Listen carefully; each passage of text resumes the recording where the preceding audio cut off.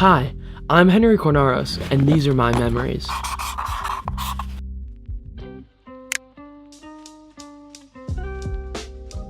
For the past couple years, I've been seeking something that I love.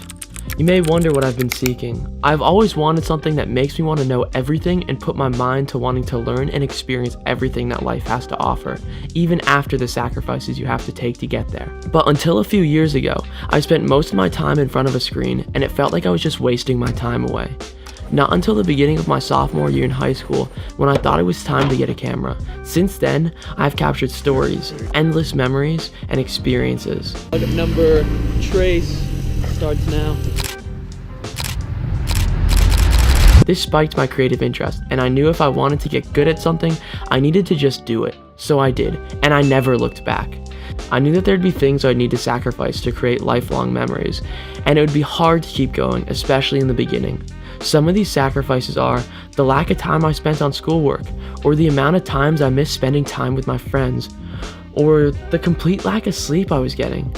This Odyssey came with the over 30 consecutive weekends I traveled to New York City, with 5-hour commutes each way. Now if you do the math, that is over 300 hours of commuting I spent just going to New York to better my craft. The worst part of all this is the things I was creating in the beginning weren't even good. It's hard to keep going knowing your stuff wasn't as good as your inspirations. But at the end of the day, you're only on chapter 1 of your creative odyssey, and your inspirations are on chapter 10. I love to learn through memories and experiences, so let me show you a couple that have shaped me. My cross-country road trip was the first memory, because we had to learn how to be independent. No parents to help us with the troubles we ran into, we had to make our own food every single day, and we had to figure out where to sleep, legal or illegal.